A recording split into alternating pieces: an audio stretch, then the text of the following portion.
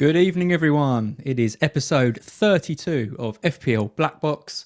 I have just driven at the speed of light back from the FPL show to be here with Mark, who was a special guest. So we got to do a weird little BlackBox thing on the FPL show. That was fun. It was quite nice. How you doing, Mark? Yeah, I'm good. Yeah, I thought you were going to get to ask me a question. I was dreading that because I thought you'd throw me a curveball, but you didn't get the chance, did you?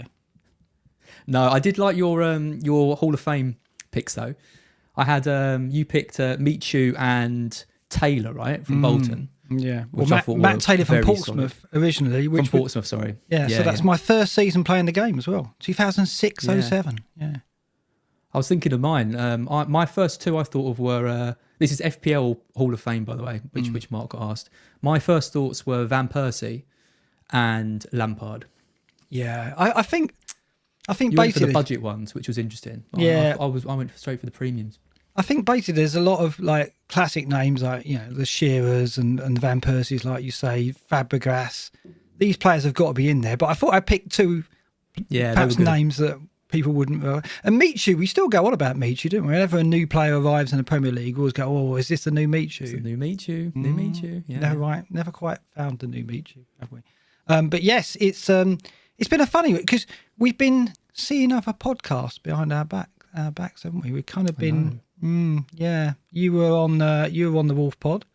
I was on Happy Hour. Open relationship, it seems. So it does, yeah. So tell me, when you were with Mode, were you thinking of me at all? Oh my god, this has got weird. We did talk about you actually. I said some quite nice things about you to Andy. Yeah, it was really good. I really enjoyed it. Yeah, with that, he's good, isn't he? He's very good. He is. It was a bit of a love-in at the end of your Wolf Pod, though. I did think when you start going. I've had a few. Yeah, I've had a few people sort of complain about that, but you know, it's not enough love around, is there? So no, I suppose not. But it did get me a little bit jealous. But yeah, we're on a pod together on Tuesday, aren't we? We're on Vuna's pod. Yeah, we are. Yeah. So the swinging of the content creators, we're the swingers, aren't we? We're just like seeing other people and then going on together. It's a bit exotic. This is an image no one needs. No one needs to know. No. No, it's a bit of a dark start to this episode. Should we get on with the game weeks and talk about that? Because you've got something else up your sleeve though before we look at our teams, haven't you? Yeah, well, the FPL community. I'm going to do another love-in, so you might not like it. Yeah, I know. But you have to admit, I mean, this is your first season in the FPL like Twitter sphere, and it's a pretty amazing place, right? There's amazing content creators. You've got like nice people chatting, all this kind of stuff. And then you've got someone like FPL Pig, who comes along, a really, really talented singer, and he decides every week he's going to do like a game week roundup. So I just want to get his name out there because if you haven't followed him or listened to his stuff, have a listen to this. This is for the previous game week. It is absolutely crazy because we live in this Twitter bubble and we think everyone's seen this, but they probably haven't, have they? So no. It's about time we shared it because this is the 5th one he's done. There are 4 more out there. But we won't say any more. Let's just hand you over to this because it's quite a beautiful moment, I think.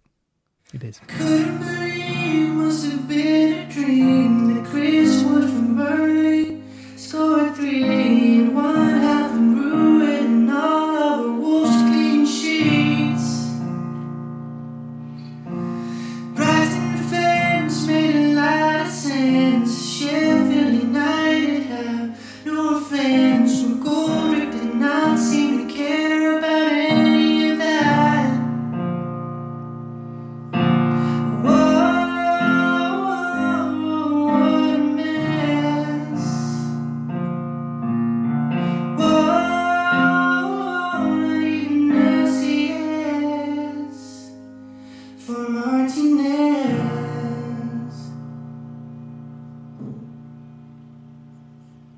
Absolutely brilliant. How good is that? It's almost too good, isn't it? I mean, that's the thing. It's like when I heard there was someone doing a song, when I listened to the first one, I was like, oh yeah, okay. But his voice is incredible. Really, really strong. Yeah, and I like the lyrics, like for the rhyming he does and the actual playing of the keyboard. Absolutely genius. So FPL Pig, if you don't follow him on Twitter, follow him immediately. He's doing one every week. Yeah, it's Pig_FPL, isn't it? At Pig_FPL, I believe. Yeah. And don't follow the wrong FPL Pig. And now we're he's the official song of the show, so we're just going to feature it every week, right? Before anyone else got there, we've claimed it. So Pig's ours. Sorry about that. Other content creators. So now I've got a song for my game week. No. No, that would be bad. Don't ever think you can do the same. Don't try and follow that. This is it. It's like, I'm sure there are people out there going, oh yeah, I'll have a go at that. And then they listen to that and go, oh, no, I think I won't bother with that, actually. Do you know FPL Matt? He's been doing the... he's doing like the piss takey versions of it. They're funny as well. Yeah, we won't be playing them curtains. No, I know. No, I love a curtain, me. That's fine. I love that, as you might have noticed in previous episodes. Yes, should we talk about our game weeks now? I'm so emotional. It's quite difficult, but yeah, let's do that. Yeah, I don't know how we carry on, but let's give it a go. Yeah. So your team coming up there now, 56. It's a green arrow. Yeah. Talk us through it, Az. It's all right. Mendy in goal, kept him. All these scaremongers saying he wasn't going to start. I wasn't worried. Said that last week. It was all fine. I said that, didn't I? You did, yeah. Trent, captain. We'll talk about him in a sec. Castagne. What a transfer. What a goal. Just wonderful. Just one of those FPL moments where Iheanacho passes it to the marauding right back who you've just brought in and he smashes it in. Just, wow, lovely. Cody, the exact opposite. Probably the worst performance I've ever seen in the Premier League. Can we talk about Chris Wood at this point? Yeah, I think we were talking about. David Munday was on the show with me tonight. He's got him in his team. Joe's got him. 20 points. Joe's bloody got him as well. I know. I guess we do need to talk about him. Well, I know you're a keen admirer of Mr. Wood's work, aren't you? No, you're not. 20 points. 20 points. It's just absolute. I've honestly never seen a worse defence than Wolves. The amount of chances they were giving, they were falling over the ball. They had no identity, cohesion, anything, and it's made me think I don't want him. I just don't want Cody anymore. I need to somehow get back to Dallas. It's funny though, because before we were talking down the Wolves defence and saying they were conceding chances. I can't remember what the player and team we backed when they went to Wolves. It was somebody. Oh, it was West Ham. Yeah, we were saying that they could get something at Wolves, and then they had a run of a few clean sheets, and there was people in the community going, "There you go. Now they're back to 3 at the back. It's all fine." But then it just absolutely collapsed at home to Burnley, which is not the fixture you'd expect. I was worried. I thought clean sheets all round for Wolves defenders, but no. Well, it went back to the West Ham match, didn't it? When West Ham just walked through them. Lingard just picked up the ball at like the halfway line and just dribbled past their entire defence. You saw that and you thought, oh, is this a good idea, investing in them? And like you say, then they play Fulham and Sheffield United, who I think were bad, and that was a good time to invest in them. But I don't particularly trust them in anything. After West Brom, Brighton, Spurs, Everton, United, they're not keeping clean sheets in any of those. I don't think. No, it was it's new-nosed teams. Yeah, we've talked a lot about Wolves' inconsistency, but so Cody's going to go for you, is he, on the run-in over the run at some point? Yeah, probably not this week, but he's on thin ice. That's for sure. Okay, get your midfield then. Go on. Yeah, sorry. So and then Rudiger with an 8, which was nice. So Rudiger and Mendy, both didn't do much of me last week, but came in. Midfield, Salah, Fernandes, Greenwood, who I bought in. A little bit disappointing. 0-0. Didn't see that. I thought it was going to be like 4-3. Leeds were great. I'm sure we'll talk about them in a bit. Yeah. Jota, massive disappointment. Lingard, disappointing. And the mighty Iheanacho, who I've always said is the greatest player, and my Leicester friend. Leicester friend. He's always said he's great, and what a goal! No, I know. He's just on one, isn't he? So confident. Someone just absolutely. And going back to Castagna, I got away with that one because I was going to do Alonso to Castagna for a hit, but I didn't because I thought what I'll do. Well, let's get to my team. What I'll do is I'll rely on Holding and Dallas and hope they do something. And one of them did. Dallas got the clean sheet, like you said, against United. Leeds just look solid, didn't they? They just look really solid, didn't they? It's quite strange. They've just absolutely transformed as a team. They're not offering as much in attack, obviously, but defensively, and Meslier suddenly looks like the keeper to get if you were looking for a cheaper keeper. I love that. Nice. And Dallas, Dallas could have scored. He had a chance. He had a shot on target. He's very out for the running. I'm very pleased I kept him. So if I'd have gone -4 to get Castagna, I'd have been 1 point worse off, right? And I wouldn't have Alonso for this week. So I got away with that just because. When Castagna scored, I was worried. Because when Leicester conceded, I was rubbing my hands with glee, as you can imagine. Gloat, super gloat.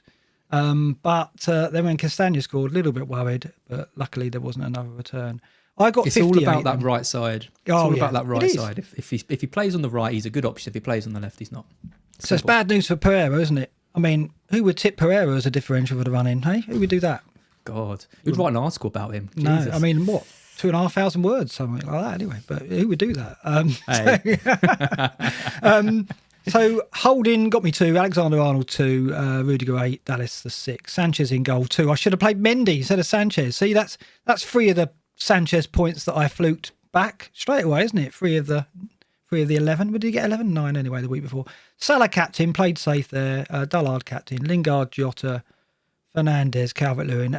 Nothing happening with those 4, and then Nacho comes in for me as well. So a pretty average week. I did well because I didn't take a hit, and everybody around me seemingly took hits. I mean, I went up. I got about a 5k rank increase. Yeah, just looking at live FPL straight away. I was like, I'll take that. Yep, I heard you say that on the pod with Mode. Yep, sorry, not bitter, but yeah, my best friend. Yes. So yeah, I mean, I'm happy with it. Very happy because I went into the game thinking I'll take a small red because I just don't want to take a hit, and I don't know what I'm going to get. I don't like Milo. I knew Rafinha wasn't going to turn up. I knew Alonso wasn't going to turn up, so I was very happy with the small green. And I look a bit stronger for this week, but we'll get onto that. We'll get onto that later on. By the way, I don't know if you've had this tasty BrewDog beer, but I can heartily recommend it. Vegas, baby. Vegas, remember? Oh, Vegas. Yeah. I thought you'd got us some sponsorship. No, not yet. I'm trying to win their competition, which is a trip for 2 to Vegas. That we both entered. Stream from Vegas. Yeah. So we've been on Twitter going, oh yeah, we stream live from the bar, Mr. BrewDog. I think, have they drawn the winners yet? I don't know, maybe. If we win it now, it looks really sus, doesn't it? So we can't do that. No. Anyway. Can't wait though. No, it'd be good, wouldn't it? Yeah, enough of the sponsorship. The Great and the Good League, sponsored by no, not really. So the Great and the Good League. I've got a 10-point lead on Fabio now, but I tell you what, there's a certain person in third. I've heard he's quite useful. Bit of a bright lad, Magnus Carlsen, who is only, 30 behind. 30 behind. But no, he's 40 behind. 40 is quite a buffer, right? Why am I worried about him? Well, I'm worried about him because he's got a free hit and a bench boost.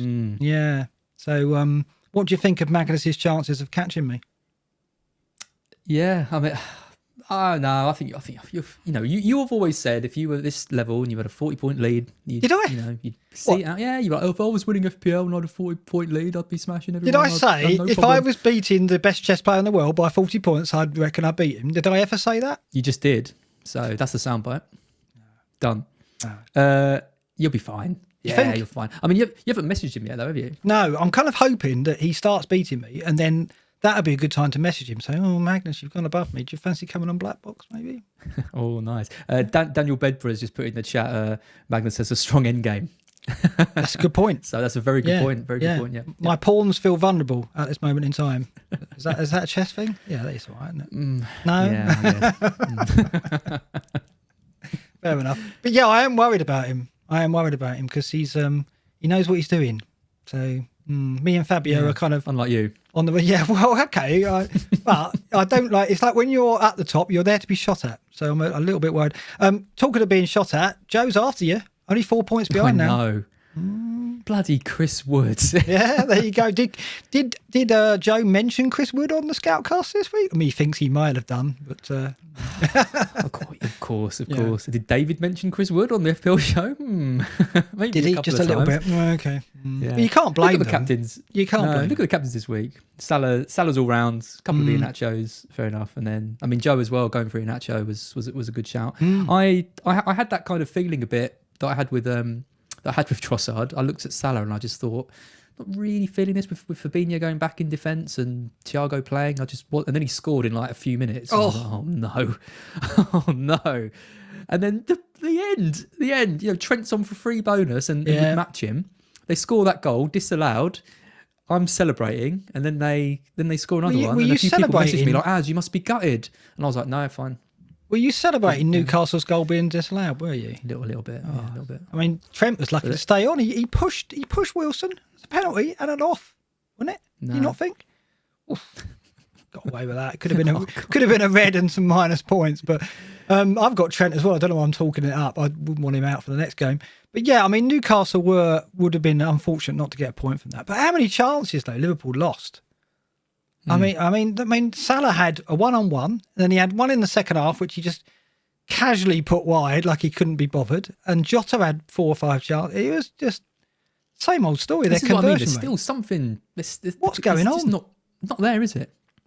Something just not clicking, and it's annoying because the fixtures are so good. Yeah. What is it? I think it's just a lack of confidence stemming from a poor season. And I wouldn't be surprised if next season it completely turned around and they came back fine. I mean, a bit like Leicester, right? Leicester towards the end of last season just completely pretty much forgot how to play football, didn't they? They were losing all the time. They go into the crunch match against United, put on a terrible performance. Then the next season starts and they've started well, and now they're looking like they're going to finish it. But it's Salah. Like, you score that goal, that fantastic goal on the turn, and then he misses 2 more straightforward situations. I know. It's very strange. It's incredibly annoying. And Mane again. Firmino was poor, really. Jota had a bad game. He had chances at least, but he had a bad game.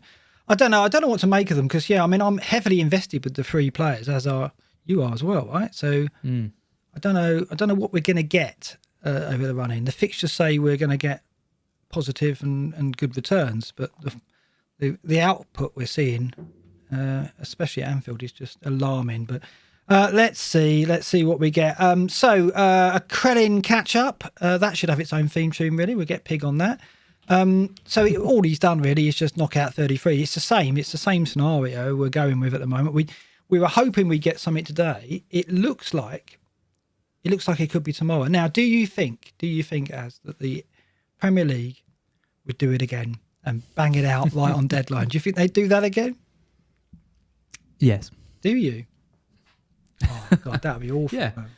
Well, it worked so well last time. Why wouldn't they? If it happens again, piss everyone off again. If it happens again, would you put it down to coincidence? No. It was very split, wasn't it? I've asked a few people if they thought the last one was coincidence, the double gaming announcement, and I think the majority of people sided with you and kind of said, "Nah, it probably was done deliberately for this." I don't know. Surely not. Surely. The only thing is, there's a blackout, isn't it? So they can't. Right. So there's a social media blackout, right? Of course, at 3 p.m. So what am I thinking? So it's got to be before 3 p.m. Surely. Oh, yeah, good point. Yeah, good point. I mean, I guess it has. I mean, there's no reason why they can't put it out on their website and not tweet it, I guess. I don't know. What do you think? I don't know. Don't know. You're the guy. Well, I mean, I know. But what are you going to do? They've changed their number. They must be using a new burner. My burner's not working. I'll have to get a new one. It just blocked you, Mark. Yeah, maybe. I don't know. I kind of hope it's going to work. If it arrives at 3, we got a couple of hours to kind of suss out whether this scenario from Ben was the outcome. I mean, this is what we think. This is what he thinks, rather. 70% certain, he reckons. So we'll refer back to this throughout the show because it is, at the moment, all we've got to plan with. And it's Ben right. It'll be right. Yeah, I've got every faith in him, but it's just that we could. I'm not going to make transfers according to this until it's confirmed. That's the thing. We're still uncertain. I'm on tenterhooks for tomorrow. We'll see what happens, shall we? Should we look at some data as we like now and again do? We're going to skirt through some of this quite quickly because what we're going to look at tonight is specifically Bruno, Jota, a bit of Spurs as well. We're going to look at Spurs, of course, because Son is in the equation for Bruno out, and we're going to talk a lot about Bruno. But let's just touch on some team data. Some things I picked out here. Just look on that top table. This is defensive data over the season. Look at the minutes per big chance conceded. Look how far ahead City and Chelsea are for big chances conceded. Considerably ahead of Brighton in 3rd place. And I think it's Spurs 61.9 minutes per big chance conceded. Are 4th, I think, in this table. But, Manchester City 95.8 minutes per big chance conceded. And Chelsea 82.5 minutes per big chance conceded. Those two defences so far and away the most superior in the league. And it's just unfortunate we can't really go with City over the run-in because of the rotation. Because it's it's going to. I mean, who knows what they're going to play at the weekend after that first leg? Does Diaz play? Laporte probably does. The Stones play. You're guessing, aren't you? But Chelsea have got tough fixtures, and we've got 3 of their defenders. I mean, I'm going in with 3 at the weekend at home to Fulham. Not sure I'm going to take 3 beyond that, though. I guess with Rudiger and Mendy, though, you hold them over the course, right? Yeah, for sure. I mean, they played identical team, right, in the Champions League to what they played in the last game against West Ham. So there's going to be changes. Well, Havertz will come in. Havertz will come in up front. Rudiger's played 7 in a row, I think. There will be changes in defence. I've absolutely no doubt. I think they could. I think they'll see this Fulham game as being a bit of a free hit. I think Mendy will start. I don't think Rudiger will. No. I don't think Chilwell will. I think Alonso will come back in. Yeah, I'm banking on that. Reece James will start. So I think Crellin will either move to one of the 3 or drop out altogether, I guess. I mean, well, he had his rest, didn't he, a little while ago? So he did. The issue with Rudiger being rested, obviously Zuma will come in, is that do they play Thiago in this game and then again? Can he play 3 games in a row like that? Because I would have thought he would be more inclined to rest than Rudiger, maybe. Even though Rudiger's been flogged, you kind of think that Thiago, as the elder statesman, will be the one rested. No, don't agree with that. I think it'll be Aspi, Zuma, and Christensen. Right, would be my guess. Because I think Christensen had a rest recently as well. Yep. Yeah, that rings true. Because he got sent off, didn't he? Did he get sent off? He did. Yeah, he missed a game for suspension. Yeah. Oh no, Thiago did. Thiago missed the game, so he's. Sorry. Yeah. I think Christian came off early in one game and didn't play the next one. I think he got an injury, didn't he? I think he got an injury, but it's kind of a rest, isn't it? So you think that those 3 with Reece James and Alonso will be the 5 against Fulham? Yeah, I think you're right. I mean, so it's a shame that the top 2 defences for the running, we are going to see rotation in those 2 continuing. So I guess with Rudiger and Mendy, Rudiger's cheap, isn't he? But I'm not holding Alonso beyond this game because this will probably, this will be it, won't it, for him? Going further down, interesting ahead of this game week, obviously Leicester go to Southampton. And the Southampton defence is not as bad as I thought it was. It's got mid-table. In terms of minutes per chance, they're not actually too bad at all. 8.4 is actually superior to a lot of teams, including United. So over the season, they haven't conceded a lot of chances, but when they do concede chances, they're fairly good quality. So their minutes per big chance, 40.6. So what do you make of... are you going to go Kane captain, of course, but what do you make of Leicester's prospects at Southampton? They struggled there before. They only scored 9 the last time. So I was going to say, can we go this podcast without mentioning the 9-0? No, not really. But obviously that's not going to happen again. But they do have injuries to Bertrand, I believe. Ings is out. And, Ings affects the whole team. Do you see Leicester getting 2 or 3 goals? Because they weren't that impressive, I didn't think, against Palace, Leicester. No, they weren't. Vardy had a couple of chances really early, didn't he? I remember watching that game about 3 minutes in. I'm in a cup that I set up in this league, and the guy I was playing needed 8 points from Vardy to go through. Otherwise, I'd win. And he didn't, so I went through. But the first 3 minutes, I was like, well, that could have been that. It was horrible to watch. And then after that, he just did nothing, absolutely nothing. It's really strange, and it really did rely on the brilliance of Iheanacho to salvage something from that. Because the way he's leading the line now, and the confidence he's got and everything, it's almost like a one-man team with Iheanacho at the helm. I never ever thought I'd say that. So no, I'm not completely blown away by them. I don't think they're going to be a team that scores lots of goals, but I do have faith in Iheanacho, and I think Leicester will win, and I think they'll get 2, and I think Iheanacho will be involved. What do you? It's interesting because I was on another pod this week as well, so I can do it too. And I was talking about Vardy in particular, and my theory is Vardy's actually being affected a little bit by Iheanacho's form. It was Wes on Double Up who noted that when Iheanacho scored that goal, Vardy kind of kicked the ball into the net almost out of frustration. You can read a lot into that, of course, but I do think that Vardy's own form is getting to him. He doesn't resent Iheanacho, I don't believe, but I think he is struggling because he's getting assists, and he's got 13 assists this season, which shows you a bit about how his role might have changed a bit. But he is just not looking anywhere near as threatening as Iheanacho at the moment, is he? I think you saw the shift in his role in that match, because I think right at the start of the game they launched direct balls that Vardy was chasing, and that's why he had 2 good opportunities really quickly. And then as the match went on and they started struggling more against Palace, with Zaha, and then they got the goal, they reverted back to how they've been playing, which was, I think, Vardy operating a little bit deeper and almost being a kind of a bit more of a creative. Because the tactic of launch the ball to Vardy, which is his most effective way of playing with him, they can't do with so much with Iheanacho there, because I think they want to give the ball to Iheanacho's feet or pass it into space for him to run onto, because it makes sense. Because why wouldn't you? It's the same with Lingard. When you've got a player like that, your team looks to them to create something and to do something. And if that isn't Vardy, why would you pay 10.3 million for him when you could have Iheanacho and Castagna? I just think they're easily the best 2 options in that team. I think you could add Maddison in there for a bit of a punt, but those 2 for me are key. Yep, no, fair enough. Going back to the defensive data, in the last 4 matches, what I picked out here was Everton's defence showing a few shoots of recovery. Minutes per big chance over the last 4, 120, which is as good as Chelsea's. And the minutes per XG conceded 88.0, which is 7th overall, 6th or 7th overall. So while over the season they've been disappointed defensively, they're showing a little bit of form, which is interesting going into that potential double game week, because Everton, of course, according to Ben's theory, will have a double in 35 and will also play in 36, one of 4 teams that have that set up. So I like to see that. Whether it's a narrative I can go with, I don't know. Alonso to Dina is probably going to be my transfer going into 35 if the doubles turn out the way we expect.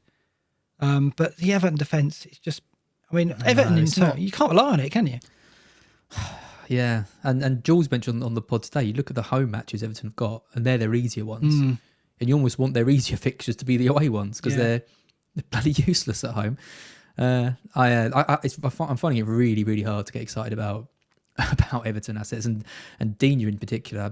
We've both just been so disappointed with him when we've had him in our teams, haven't we? But he would be the one I'd get if I was going to get him. Yeah, I think that's what I'm going to do. But being part of that is, of course, the Bruno situation, which we're going to look at later on. Just to say quickly, Mark, lots of nice comments in the chat tonight. People being very, very nice to us. Very polite. New haircut all round, yeah. Yeah, no, I was going to say that you're getting lots of compliments about your haircut. Well, let's face it couldn't have been difficult to improve on the look I had previously, which was pretty awful. Didn't want to say anything. Well, it was down to lockdown. I didn't choose to have that haircut situation. I'd like to point that out, but yes. Just one comment saying that they missed the cat ears. I also missed the cat ears quite a lot. Yeah, I've corrected that. Yeah, that's a real shame. No action on the spider watch at the moment, but keep them peeled for that. So attacking data, what I want to pick out here is that last 4 matches. Look at that, Newcastle top of the attacking data. The last 4 matches, minutes per XG 41.9, the highest of any team over the last 4 matches, ahead of Liverpool on 42.0 minutes. It's Saint-Maximin, isn't it? He's just absolutely ignited them. And he was exciting at Anfield, wasn't he? He looks a threat. He really, we're going to talk later about Jota replacements, and Rafinha's still out, it seems. Saint-Maximin's 5-1. Not tempted? I do wonder that he's that kind of player that looks absolutely brilliant, but doesn't really translate it to FPL returns. Actually, the player I'm looking at Newcastle is Wilson. Really? Because... well, he is a player that translates into FPL returns. And if he's alongside Saint-Maximin, you've got to think that he's going to, Saint-Maximin stretches the defences, and it's going to be Wilson that puts the ball in. So no, I'm not looking at Saint-Maximin. I think he's amazing. I think he's by far, maybe him and Wilson are by far the best players in that Newcastle side. Yeah. And that's the reason why they've struggled so much for ages, because they've both been injured. But no, I don't see enough from him as having that proper end product. Is he going to get me a couple of goals? Is he going to get me a couple of assists? Wilson, though, possibly, especially with these stats. I didn't know Newcastle were that good. Yeah, it's surprising to see them flying that high. And now when we look at a Newcastle fixture, we have to expect them to score. So I've got Holding this week, who ordinarily you think, well, hey, you can play Holding at Newcastle. There could be a chance for a clean sheet. I think there's very little chance, to be honest. I mean, Arsenal, I think they've been thumped tonight. It was 2-0 on our last look, so they're going to have that on their second leg in their mind anyway. Oh, they're awful. Yeah.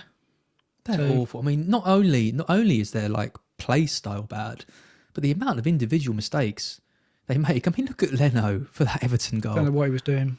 Oh, I mean, Arteta must just be tearing his hair out. It's just, you can legislate for bad play. You can say, okay, Arteta should be getting more from these players or whatever. But when your goalkeeper is just doing something like that in an even game, what can you do?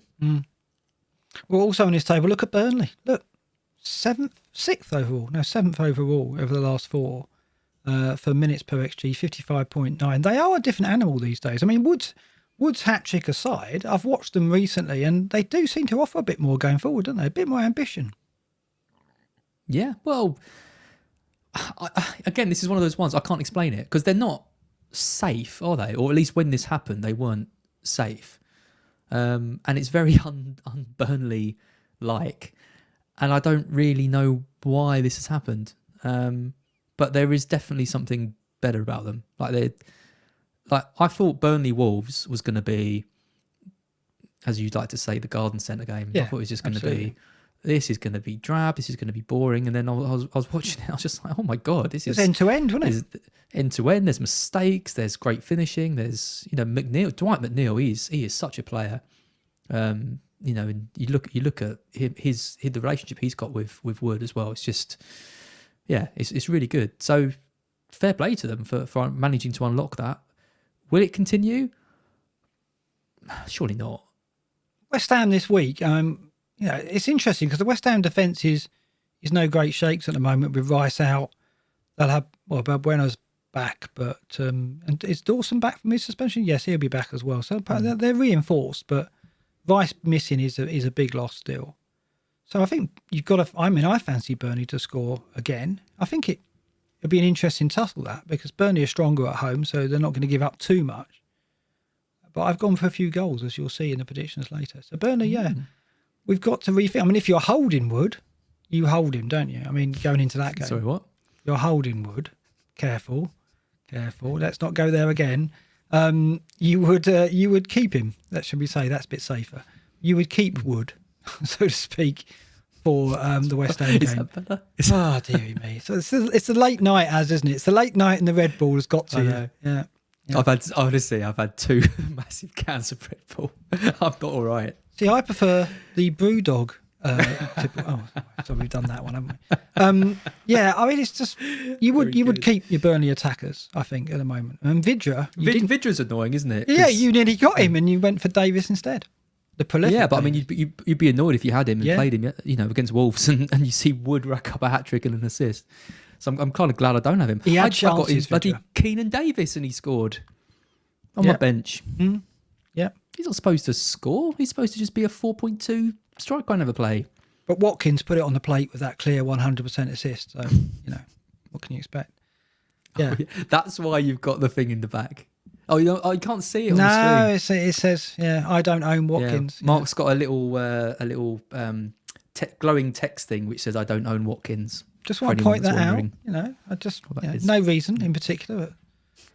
But clear assist. It was a clear assist. I'm not going to go there again. I did that on one of the other pods this week. Anyway, what else I wanted to point out here, look at Leicester and West Ham in this table. Last 4 matches, no great shakes, the attack, which is a bit worrying as an owner of Lingard and Iheanacho. Iheanacho will score anyway. But, what you said about them going to Southampton and will they score 2 or 3 goals a game? I don't think they will. I mean, the data recently suggests that they're not going to rout any team. And without Iheanacho, they might well be struggling for goals because Maddison hasn't yet got back into the groove, and Vardy, as we've seen, confidence isn't quite there. He'll get there. Yeah, Maddison. I genuinely think Maddison is a really strong pick going forward. Do you? I think it was always going to be a case of waiting. I think it was always going to be a case of waiting a few weeks. Right. But I think now's a good time to get him. All right. And West Ham, I mean, we always knew with Antonio missing that it was going to start telling. And obviously XG, Lingard doesn't register on the XG, so that he's not going to help them in that respect. So that's why they're struggling. So, it'd be interesting what we get from Lingard at Burnley.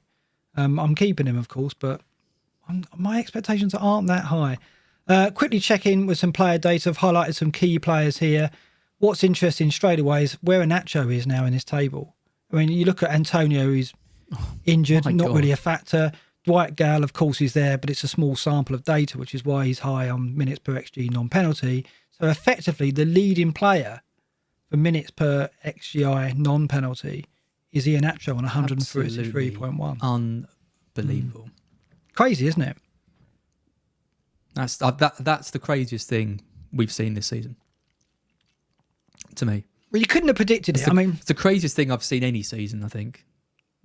It's funny because when Gundogan had his spurt of form, I remember saying, have you ever seen a player transform mid-season like this? Yeah. I've never seen it, and we may never see it again. About 4 weeks later, Ian actually goes, well, that's where you're on, Mr. Southerns, and does exactly that. Anything Gundogan can do. Yeah, I mean, it has been like that. It's been a complete transformation, hasn't it? Which is odd. It has, and you know, we could sit here all night talking about it and how great it's been and everything like that. But in some ways, I think it's even more amazing than the Lingard thing, because Lingard had a reputation, right, at one point of being a good player. He was playing for England. He was playing for United, starting. You know, his career kind of went down the pan a bit. He didn't have to trust the manager. Blah blah blah. Ian actually was kind of like the backup City striker who did well sometimes, and then went to Leicester, and everyone thought, oh yeah, he might be all right, and then he wasn't for ages, and then suddenly he's that's on the screen. And like Gundogan, you know, Gundogan's a world-class player playing for Man City. You know, it's these things can happen in a team like that, but for a team like Leicester, who are really trying to get into the top four, and for this player to emerge at the time he's done, at a time when last season they struggled to really get over the line, and he's the one that stepped up to push this top four challenge to the end.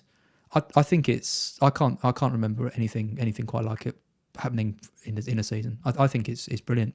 It's hard to explain. I mean, he did show flashes at City to suggest he was going to be a player for the future. I was kind of surprised they let him go, and I thought Leicester got a deal, but for a couple of seasons it looked like he had regressed quite markedly, and we didn't see it coming.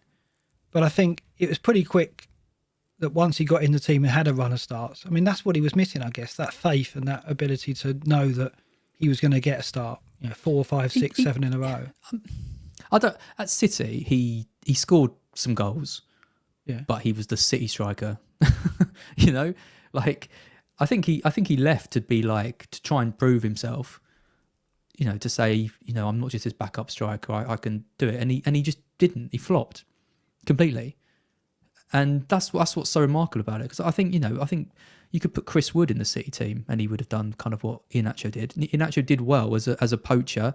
As a guy getting on the end of amazing delivery balls from players. I looked at him and thought, yeah, he's a good player there. Otherwise, you don't get signed for City, you don't get signed for Leicester and all that. I never thought he could be this talisman type player for a team. He has become that now, hasn't he? And just highlighting, Kane has progressed. He's further up the table now. He's in 5th place, 147.7. His data recently has been very, very strong, as we'll see later on in the show. About Kane. Yeah. Oh, are we talking about Kane later? Well, we'll talk about him with the captaincy situation, of course. And also I'm going to look at Son and Kane and their flat track bully ability going into the Sheffield United game. But by all means, chat away about Kane now. Yeah. So what do you make of Kane? Because I don't think he was fit for that final. And I said it last week. I said he's going to play in this final if he's got one leg. And he played. He was ineffective. He barely touched the ball. We know with Kane it takes him a little while to get going after an injury anyway. He's got the best fixture imaginable, so we'll talk about it in the captaincy stuff. So obviously I'm not saying, I'm going to captain him for, I'll say that right now. But I think, like I mentioned in my other pods, if you've got, if you did Kane to Vardy, like a lot of people did, like I was considering briefly doing, what do? Do you make that transfer back, or do you just hope that Kane isn't fully rested? Because I think that's a really, really tricky decision. I'd do it, but I want to know what you think. I think it's difficult to take. You cannot judge Kane's performance, Kane's fitness, I don't think, by that City game, because he was always going to drop deep to try and help Spurs get some possession. It kind of went as I expected. it was kind of like a Mourinho performance though under Mason, wasn't it? It was kind of like they were very, very cautious. They didn't really go for it at all. And I think that's what probably got to Son in particular at the end, the frustration that they didn't really give it any tilt at all. I met Jamie Carragher tonight. Oh yeah. Got a photo of him. Lovely guy. Okay. I met Roberto Martinez as well. Oh right. Okay. Which is cool. And Alex Scott was there, but I didn't get to meet her. Like Alex, she's very good. Because she's genuinely one of my favourite pundits, so I would really like to meet her. But the reason I mentioned Carragher was because he said that Spurs bottled that final. And I agree. Yeah, and I think they felt it too. Yeah. And they didn't try. They looked like a team that was happy to lose 1-0. Yeah, I mean City were incredibly impressive, right, as they were in the European game as well. So it's very hard to judge any player in a game against City, I think, at the moment. I mean I've got concerns about Kane a little bit, but it is Sheffield United. And, Sheffield United, their defence is easily the poorest in the division. And also they're down. And so we don't know whether that's going to influence the team selection or their approach to the game. It could be that they're playing for pride and they'll put up a strong performance. They beat Brighton 1-0, but I don't think we can judge them by that. Not being funny, but I don't think we can. Oh, my God. That was typical Brighton, wasn't it? Right. Basically, if ever a performance summed up right in this season, it's that. Yeah. Honestly, don't.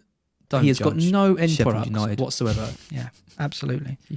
So it was swine, as you call me earlier. It was yeah. I mean, Brighton were absolutely awful. Like the capital A. Yeah. Yeah. So again, you just got to back Spurs against Sheffield United. I mean, I've backed them heavily, as you'll see when we get to the score, and I've just gone for it. I think. Have you? Yeah, well, I have, because I think 7-0. Not quite, but we got it. When they beat Burnley, we got that one right. So I've gone for a similar score. I do think I'd be confident in Kane for this week to get something. This is all they've got. They're not in any. There's no other distractions. They can still make fourth place. It seems very unlikely, but they have got good fixtures and a good run in. If they can get momentum and results go their way, there's still a chance. They'll still think that. I do think the emotion at the club is running a bit raw at the moment. Son is almost breaking down after every game at the moment. Mason is the manager, and there's this suggestion that he, obviously he's just a temporary situation, but it's almost like, well, the players are in charge, so we'll stick Mason as the figurehead. Well, and the players, yeah, right. You feel that? He's not there. So what is it? Lloris and Kane? He might as well not be there. Lloris and Kane calling the shots, is it? Yeah, I imagine so. I imagine it's. I mean, I don't understand how a 28-year-old is going to, say to Bale, I want you to do this, and I want, this is how I want us to set up. It's going to be like, Ryan, shut up. Let's just, we just do what we want. You think it's like that? Yeah. Yeah. I mean, this is what we don't know. I said this before. Yeah, Mason is a complete unknown quantity. We don't know what we're going to get from Spurs over the last few games, and we're possibly going to go in with Kane and Son, and we're heavily backing them. So it's dangerous. We don't know what a Ryan Mason team looks like, and we don't even know if it is his team. Your theory is it's not even his team anyway. No, I don't at all. I mean, it's ridiculous to sack Mourinho just before a final, and not have a kind of replacement. And if you have done that, then I think giving it to Ryan Mason is a statement, and it's saying, we've got this guy internally, and it's going to be a kind of a collaborative effort within the club now to kind of work out how we go forward from here, because there are leaders in the team. I mean, we got slammed in the comments a little while ago because we said Kane was the captain, because I was it's Lloris, of course, captain. But of course, Lloris is the captain. So they've got Lloris, they've got Kane there, like you mentioned. Players like Alderweireld, Højbjerg, they're going to have things to say. Alderweireld's come up before and said about the play style and how it's not what the players, want and this kind of thing. You've got Højbjerg there, who's very passionate, you can see from his press conferences, he wears his heart on his sleeve a lot of the time.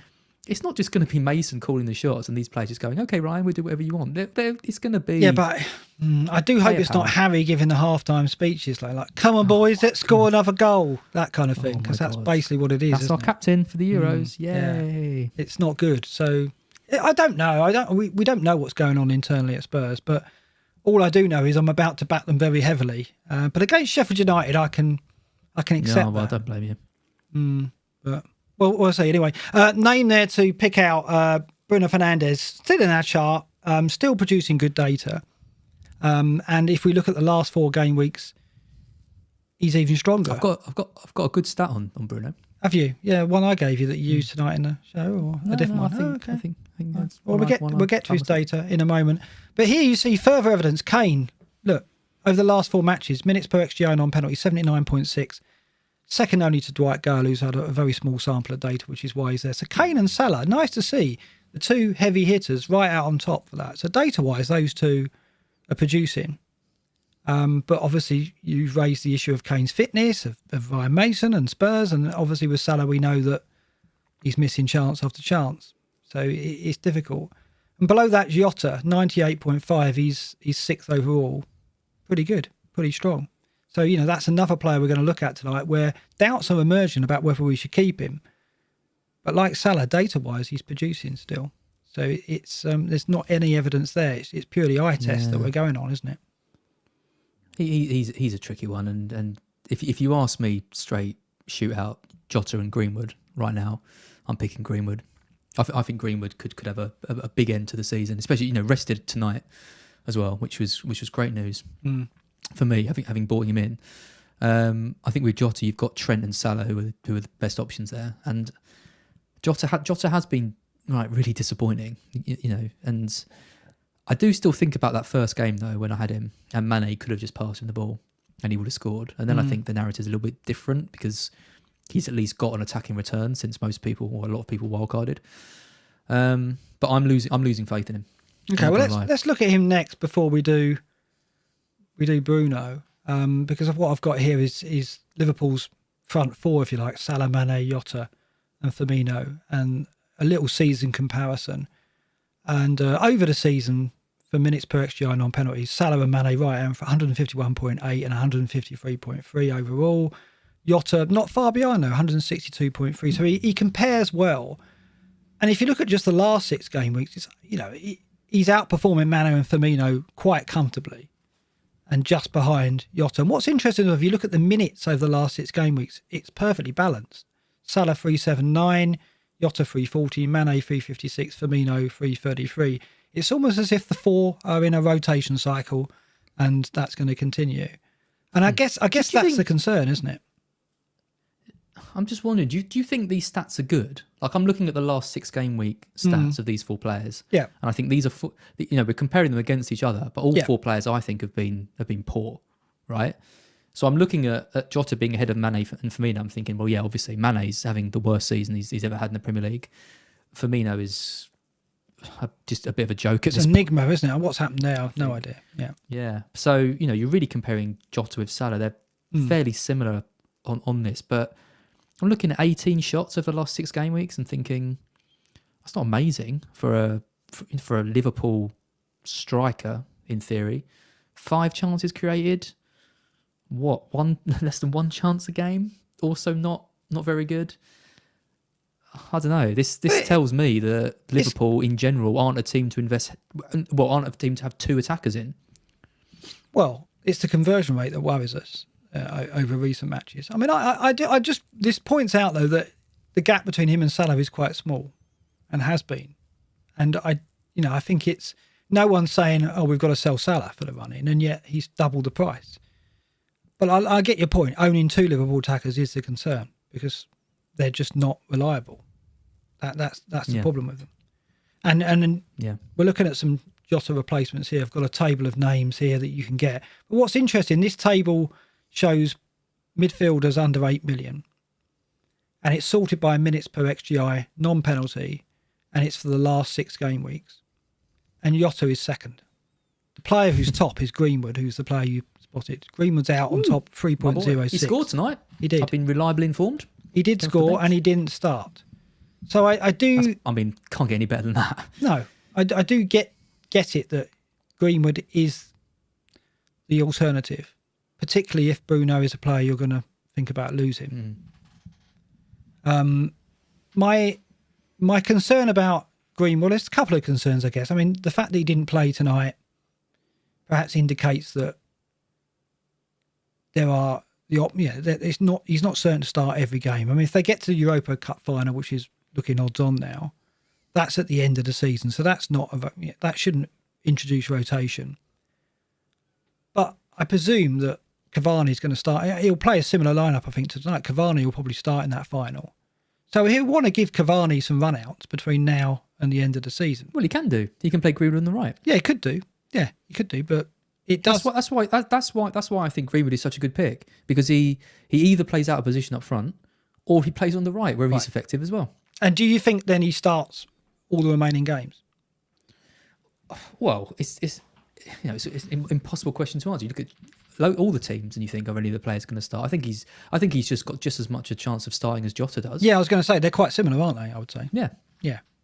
I mean, Jota got hauled off after 58 minutes in the last game. Yeah, I don't think you're getting a more secure player necessarily if you go Greenwood, but you are getting a player who's playing right up front in a team who he takes his chances, right? He does. His conversion rate is stronger. I thought actually he was decent against Leeds. He wasn't clinical. He wasn't clinical, but he was getting the ball in good areas. He was having shots. He was trying to make things happen. He gave the ball away a few times, and some of his link-up play wasn't amazing, but forget all that. FPL wise, he's where you want him for 7 million, playing for one of the most attacking teams in the league. I'm really happy with him. This is my concern. I think he's going to get a good score. This is my concern with United, and it extends to the Bruno argument as well. That display against Leeds disappointed me and made me think that maybe the intensity isn't going to be there for the rest of the season. And they look like they're going to make the European final now, right? And I think that's the prize. I think they've got second place sewn up. If they don't lose to Leicester, which they've got coming up, if they get a draw in that game, I mean, I think they've got second place anyway, as long as they don't lose to Leicester. So I do think that, and we've seen it in matches earlier in the season, that they can just manage their way through the remaining matches. They're not necessarily going to be firing 3 or 4 goals in. I mean, what we saw tonight was incredible. Roma were wide open. And United obviously motivated to win because it's Europa League and that's what they want, I think. Do we think we're going to get fluid, bombastic attacking football from United over the final fixtures? Because I've got my doubts. Bombastic? I thought I'd throw that in. It's Shaggy. Mr. Bombastic. But what do you think? It wasn't me. Well, again, this is one of those things where you say they've got nothing to play for. Are they on the beach? Do they not try as hard? I kind of feel like in some ways with a team like United, it could actually make them take some of the pressure off and just make them a little bit more expansive. Because we've seen in quite a few games of United, especially in the big games, 0-0s, really low scoring teams. In these games when against Liverpool and Chelsea and City and stuff, they go into their shell a bit and they're happy to kind of defend. But if they pretty much got second place sorted, why can't they let Pogba be a bit more expressive? Why can't they let Fernandes play a bit further up the pitch? Why can't they let Shaw bomb forward a bit more? I don't see why they would come back. If say they were fighting for the top 4 and they were like 2 points off or something and they needed to grind out results, in some ways I'd be more worried about that.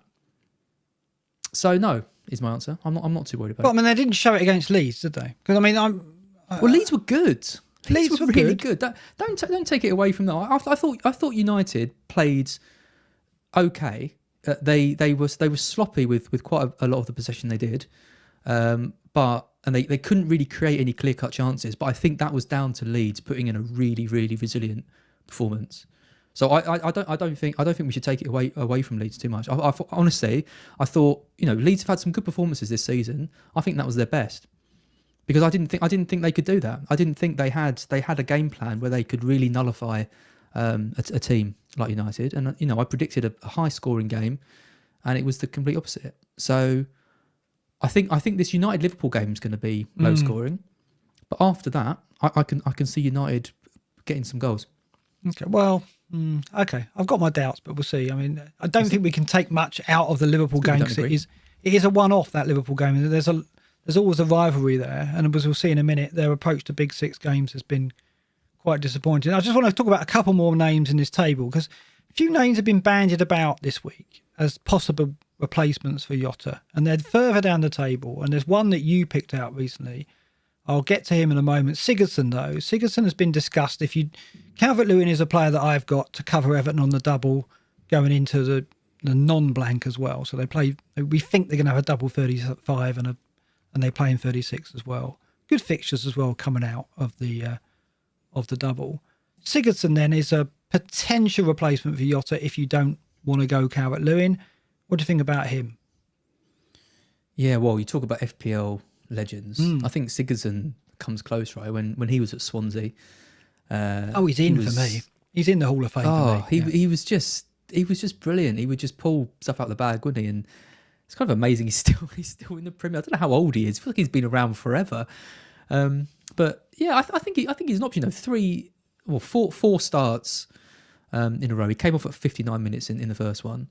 Got 2 goals against Spurs.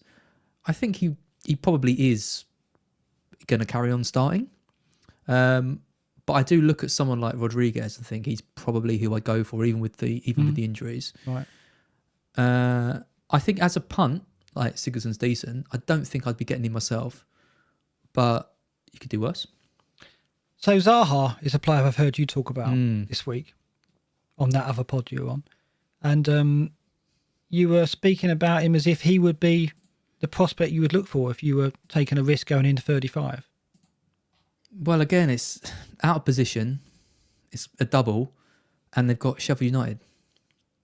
Yeah, I mean, let's have a look at the Crellin scenario for Crystal Palace, which is City this week. Obviously, you don't go in now, but 35 they've got Sheffield United and Southampton is what we think. That's what Ben feels is the likely outcome, and then they come out of that with home games against Villa and Arsenal.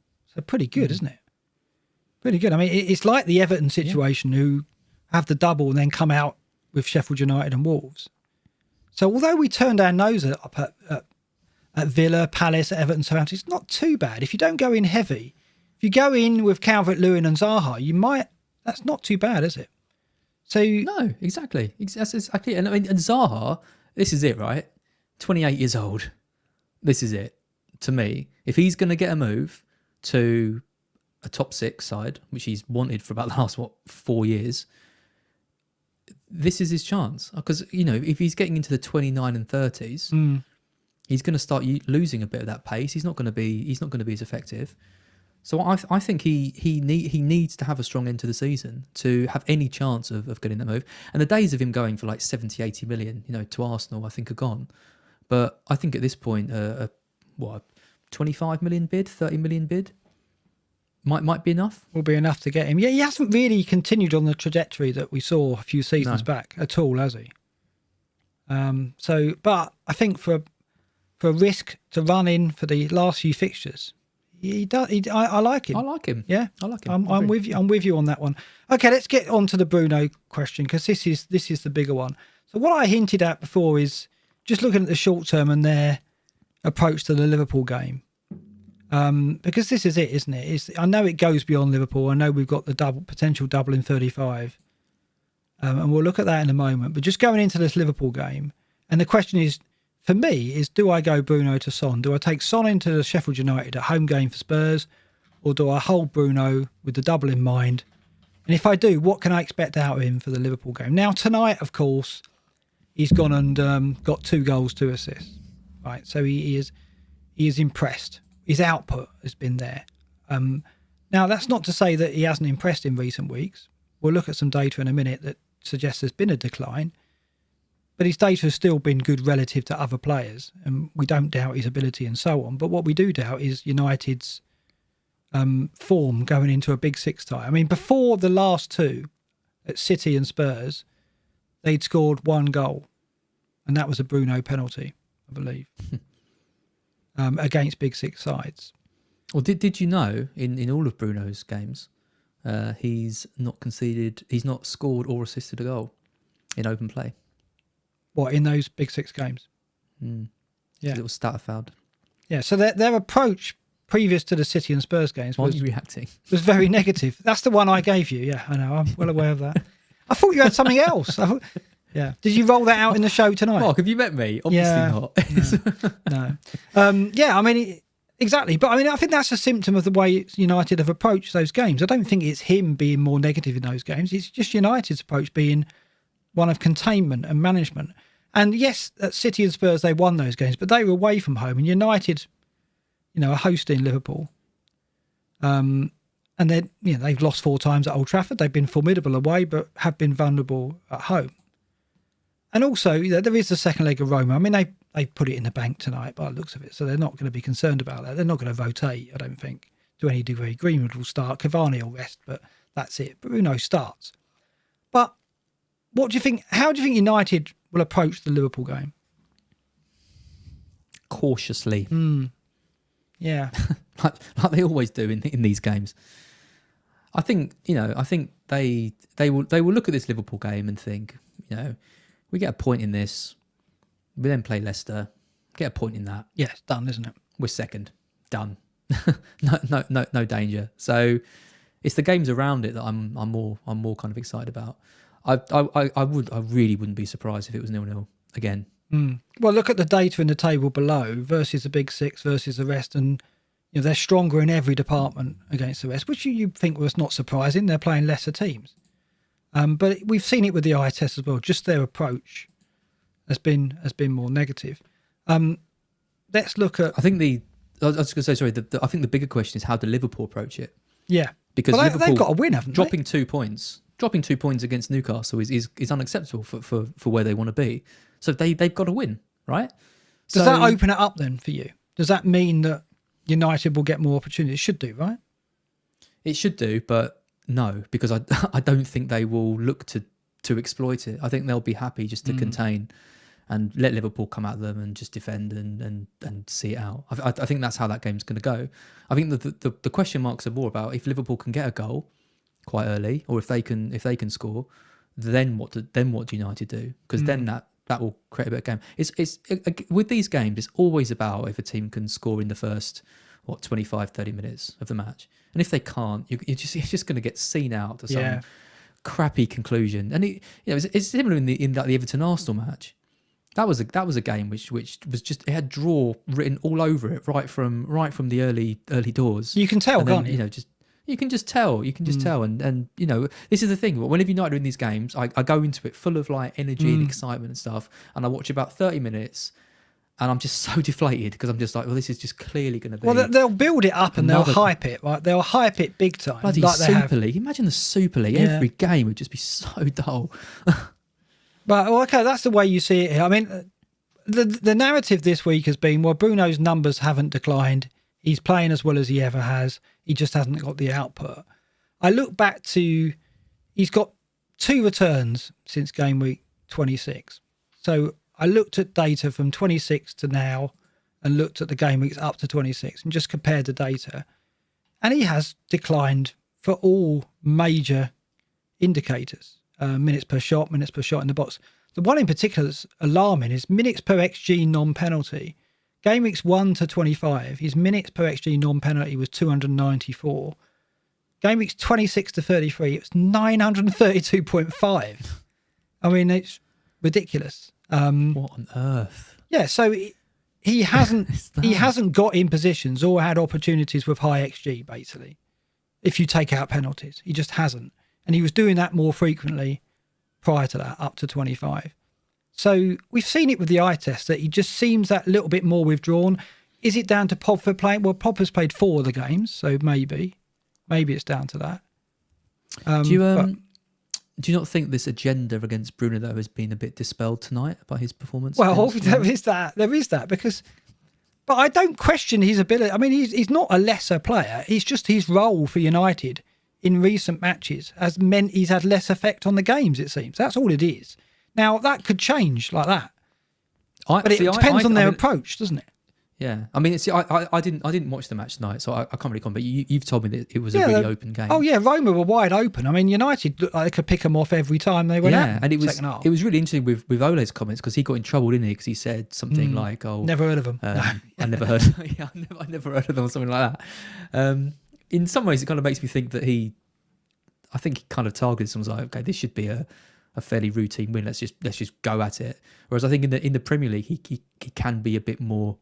He can be a bit more cautious, and it's two sides to Bruno, isn't it? It's if he says to Bruno, go and really and dictate higher up the pitch and do what you want, then you've got a player who is one of the best in the league for doing that. But he is also effective at playing deep and making sure they're safe and secure and all this kind of stuff. Because I mean, I think because they had so many kind of because I think that Spurs result was a big turning point because.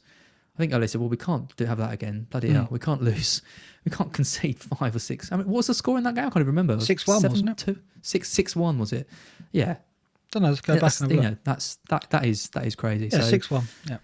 Yeah. So I think there is a sense that he kind of uses Bruno to manage games more. And it makes sense. I don't disagree with that. It's not great for FPL wise, but it's good tactics, right? Everyone slates Ole, but yeah. He's done a good job again this season. So his goal involvement, this is a stat not on this table, but from game weeks 1 to 25, Fernandes, his goal involvement was 51%. So when on the pitch, involved in 51% of United's goals. From 26 to 33, it's been 20%. So again, it's not a story, it's not a narrative. These are facts. This is data showing that there's been a drop in his influence. Well, yeah, I'll get the sheets out. But that's a very good point, yeah. But the trouble is, I don't doubt that he can really hurt us if we sell him. I no doubt. It's whatsoever. that double, isn't it? It's the double. If he didn't have a double, it would be the easiest sale. I think the double just gives that slight element of. Well, this is it. I mean, there's a fear anyway, but the thing is, 127k have sold him when I last checked. So lots of sale. I think he's the most sold player who isn't flagged, right? So lots of moving that way. You've talked about doing it. You probably put your colours to the mast tonight on the show, so you can't possibly go back. That would be. Oh, I'm selling him. Okay, right. I'm selling him. Yeah. I'm still firmly on the fence, but I guess by the end of the show I might be convinced. But yeah, it is the double. And what the problem is, game week 35. If it turns out as Ben expects, and United have Villa and Leicester. Now, I'm not saying they're brilliant fixtures, but in game week 35, who's your captain?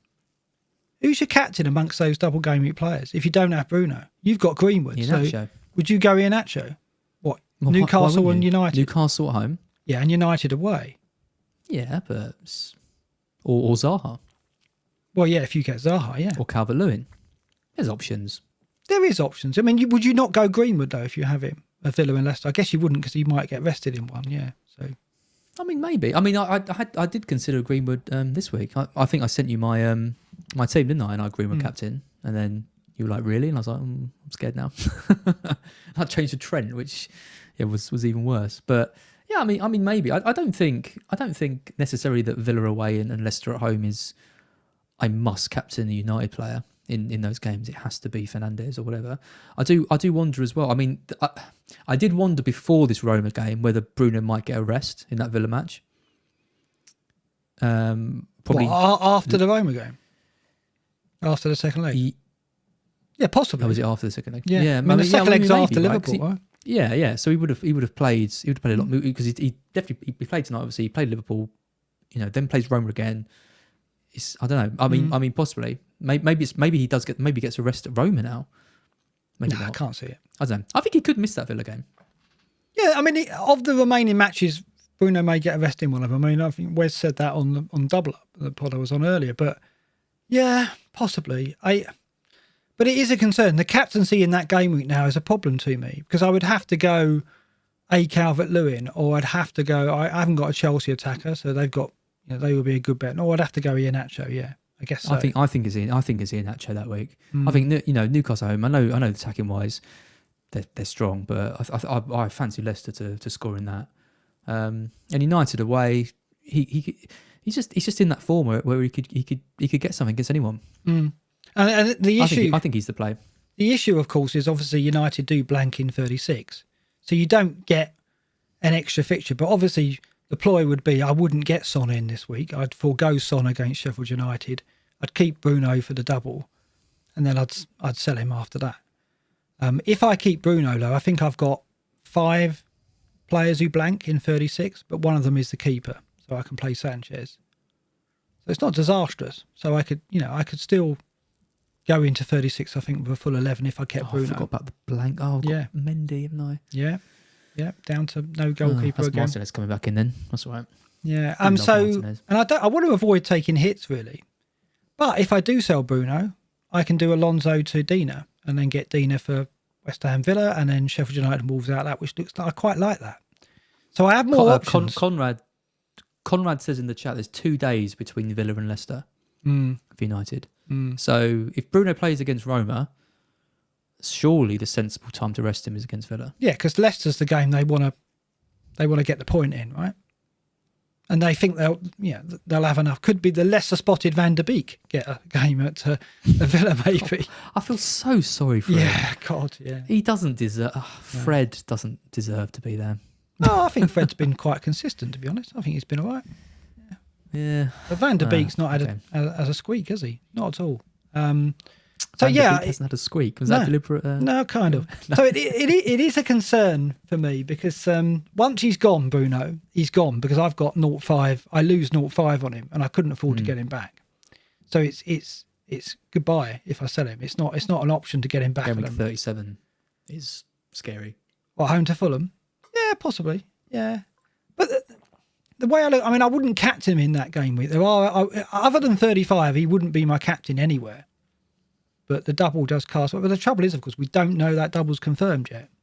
So I wonder whether I'm going to go into tomorrow going, yeah, I'm selling him, and then the fixtures will come out at 3 o'clock or whenever, and I'll be like, oh no, the last few hours are going to be agony, aren't they? So you're very much committed then. It's done, is it? You haven't made a transfer yet, but that's what you're doing. Well, I want Son. I want Son for the Sheffield United and for the Sheffield United game, and I didn't really want to sell Son, but this was always the plan to move him out and then kind of bring him back in. I think the United Liverpool game is going to be low scoring. You know, I still need to kind of attack things until the end of the season and try and find a bit of a difference when I can. And I look at a player like Bruno, and this is how I like to use EO. You know, I look at someone like Bruno, ridiculously high ownership, difficult game against Liverpool, out of form. I've got Greenwood in place, so it's not like I'm going without any United players. Cover and all that. And I think Greenwood genuinely is a really good option. And I'm looking at Spurs' fixtures and thinking I want Kane Son for Sheffield United and for Wolves, definitely. The Leeds game is tricky, but you know, we'll be interested to see what kind of Mason does. So yeah, I'm going to get Son back. One thing that could play on your mind here, it certainly did mine. I was thinking about the Bruno penalty factor. He hasn't had a penalty for a while. Obviously tonight he got one in Europa League, which was a really soft one, to be honest, I thought. But anyway, Liverpool conceded 8 penalties this season. Only West Brom have conceded more. Just putting it out there. And again, it's going to be Fabinho and Kabak, right? Because I think Phillips is still out. It's not a great defense. I mean, look, how can a team that won the Champions League play, you know, the next season, play against Newcastle and get so lucky with that goal, and then 30 seconds later concede a goal? Like, that is just calamitous. Doesn't even. They were all over the place. They were all over. The minute they put under pressure, they were all over the place. And that's. So I do fear getting rid of him. I do think it's down to United's approach. I think they will take a point, and I hope that leads to a low scoring game. I've gone for a surprising result, but I get your point about Son, right, and needing him, right. Let's look at this data because this is what points to it. So we looked at United versus the Big Six, right, and not the Big Six, the Six as we call them. We won't call them the Big Six anymore. We don't want to flatter them. Kane and Son versus the non-Big Six, or the rest, right, effectively. So are Kane and Son flat track bullies? What we've got here are the top performing players against the non-Big Six. Kane out in front.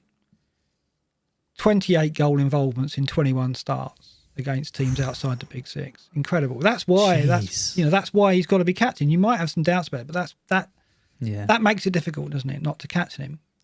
But Son isn't bad either. Son's 5th on this table, 16 returns against the non-Big Six in 21 games. So these two players we have seen all season systematically take apart weaker teams. And then you've got a scenario where Sheffield United arrive in town, having been relegated. Yeah. And that's what's behind it, is it? Well, and Sheffield United, I think, have got the worst defensive stats as well, I think. Or close to being at the bottom, at least. Yeah, over the season, in terms of big chances conceded, they are the worst. Yeah, big chances conceded, they're the worst defence in the league. So they will concede opportunities. You can expect Spurs to get 2 to 3 big chances. Well, I think the last 4 is flattering them because of Brighton letting them play. They're just a poor team. Like they're just a poor team, and if Spurs turn up, there's no reason why they can't score 4 or 5, and Kane will be involved because he always is. He's if you're not doing Vardy to Kane this week, and you haven't got another plan to get Kane in, I fear for you. Yeah, there were a lot of good managers who made that switch, and I could see the logic because they had more. Leicester had more fixtures, right? Better and more fixtures, but and we know his fitness. Like he could have been. Yeah. But I agree with you. I think I'd be I'm nervous about selling Bruno. I'd be even more nervous about not having Kane. Do I need Son in that game? I don't know if I do. I'm not totally convinced.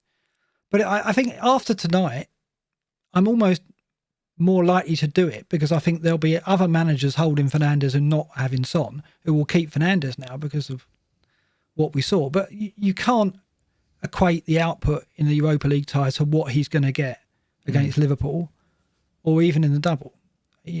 There's no doubt if you look at the league output, it has been more than disappointing, hasn't it? Yeah, I mean, I'm not completely writing Bruno off. Like I said, I think you can't. The Leeds game was down to Leeds playing well. I think Bruno's stats have been okay. You know, he's one of the best players in the league. I wouldn't be surprised if he got some hauls, but at the same time, it's just about trying to find that way of going against someone. And do I think Bruno is going to hit a massive haul between now and the end of the season? A, no. B, do I care that much? I'm not going to captain him. I don't think many people are going to captain him. It's maybe that double where we're going to see quite high captaincy for him.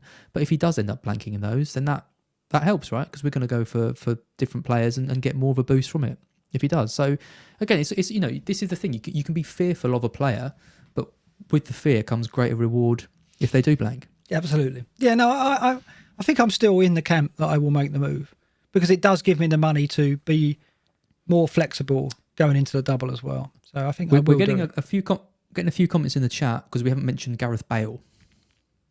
What are your thoughts on Gareth? I was right about him. He didn't start. Moura started with Kane and Son. So I don't think he plays every game. And it's as simple as that. If I was sure he started every match, then he'd be a factor. But I think Moura deserves his place in that team. And I think if that's the case, Bale will get, they've got 6 matches left, 5 matches left. He'll get 3 starts maybe. But do you want to invest in a player who's not going to start every game? I can't understand the logic. Like you've got Kane. Well, you've got Kane. No, sorry, not against you. I can't understand the logic of getting Bale, right? You've got Kane locked in. You've got Son, consistent, plays really well, maybe playing more central as well. Yeah, maybe. There's a theory there. But then, so what are you going to do? Put Bale with those two and go 3 Spurs attackers? Surely not. No, are you going to go Bale over Kane or Son? Why? Like, there's no logic. There's no logical reason to go for Bale over either of those 2 players. And if you do, and you want to take a punt and you want to break into the top 10k, whatever, like go for it. But you can't expect us to say Bale is superior to those 2 or should be a trio with the 3 of them in your team, because we'd be crazy to say that. Yeah, and also we are, as we said earlier, uncertain what we're getting out of a Mason team as well, right? He's picked passers, right? He picked Winks, he picked Lo Celso. He's indicating he wants more enterprising, open attacking football by doing that, right? He's not He's not picked 2 defensive midfielders, and he's not shoring things up. At City, you got to take that game and not judge them on that.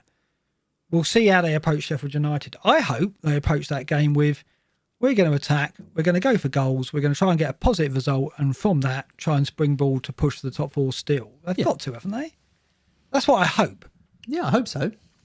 Yeah. So yeah, no, I hope so. But I still wouldn't trust 3 Spurs attackers. No. I definitely wouldn't go Bale over Son. No. I don't think there's a need to. I don't think he's there, and it's unfortunate. His season's going to fizzle out, I think, and then we're not going to see him again.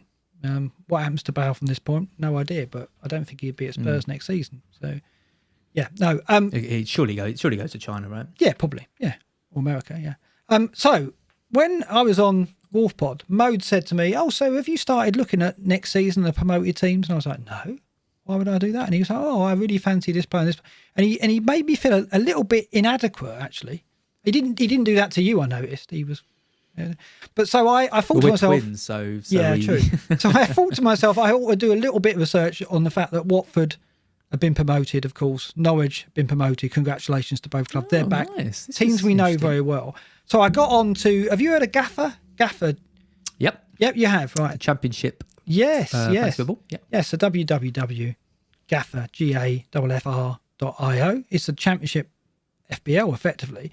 So I got in touch with those guys and they helped me out with some data because I wanted to see what Norwich and Watford were going to give us.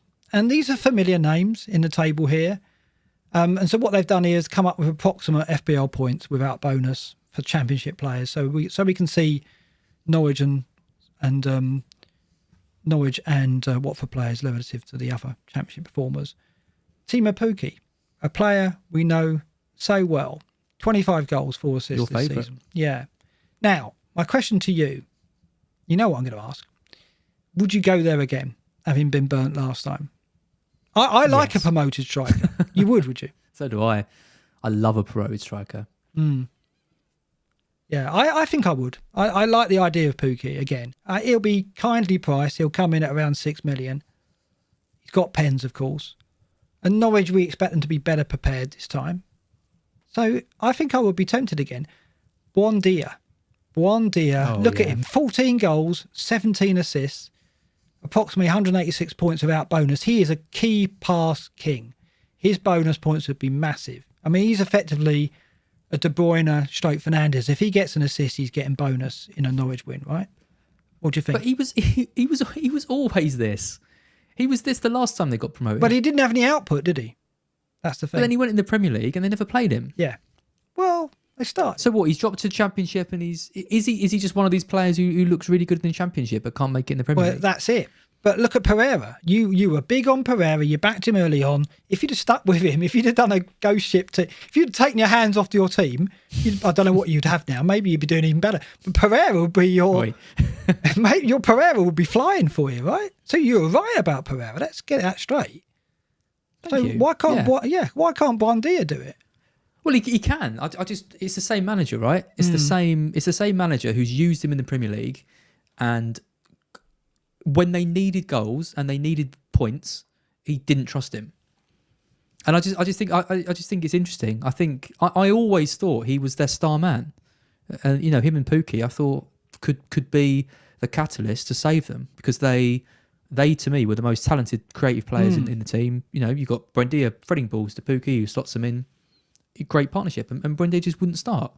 And I just found it really surprising. So maybe he's found a new kind of way of unlocking him in the same way that Allardyce has with Pereira, because Pereira was ineffective, right, for West Brom for most of the season, and now he's playing in that number 10 role, which I can't understand why he wasn't earlier on pens, creating chances in the same way. He's made that step up.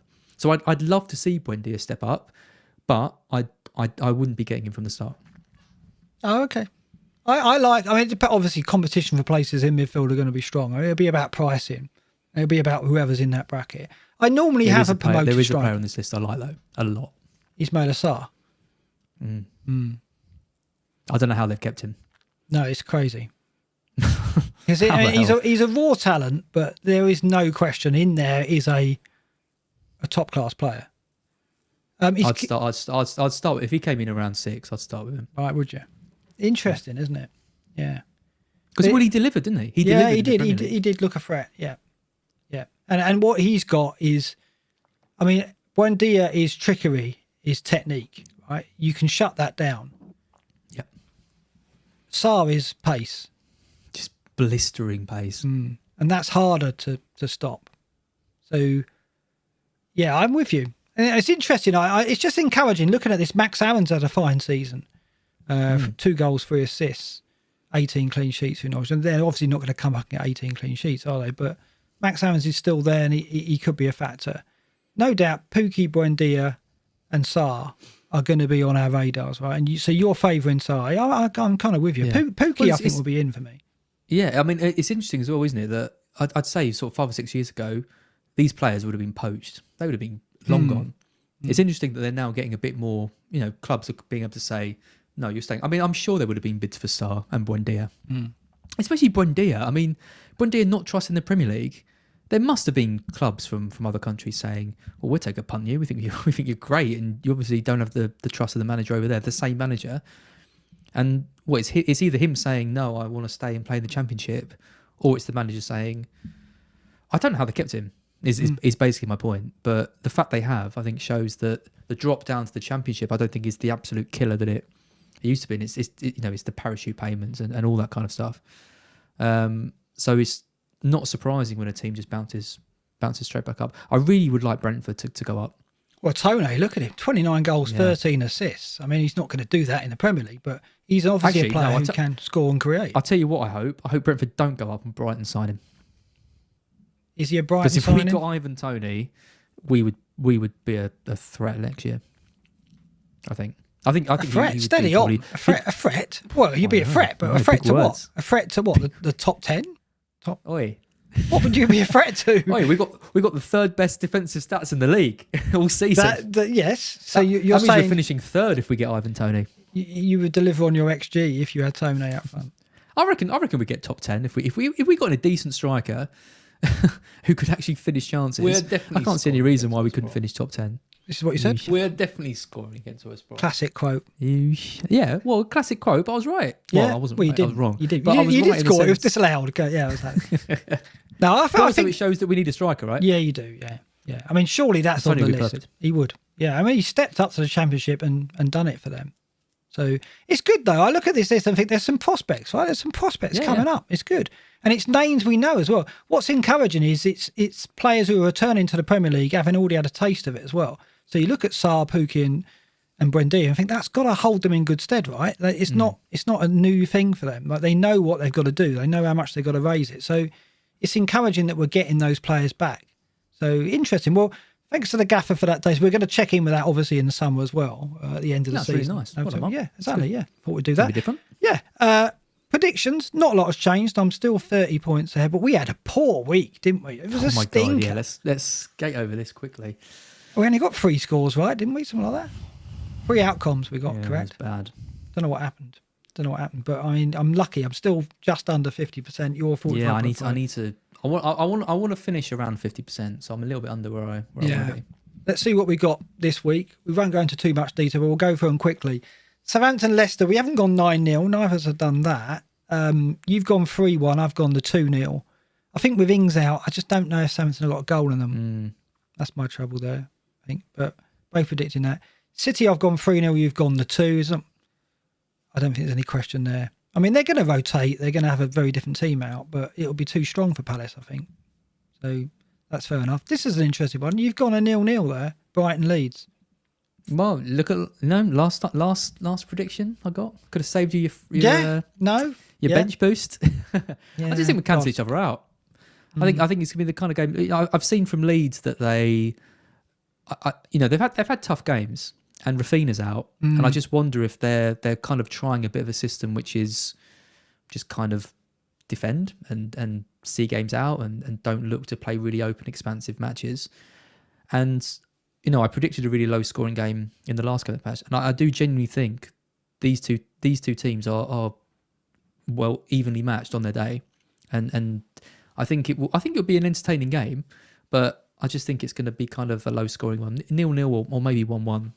I don't think either team has got enough to win it. I think they're quite evenly matched. I've gone for a Leeds win. I think they'll do a job on you. I like Leeds at the moment. Yeah, I do. I think they did that last time. Look what happened. That's true. But they're on a pitch this time that's level and not going to make them fall over. So that was terrible. That was terrible to watch.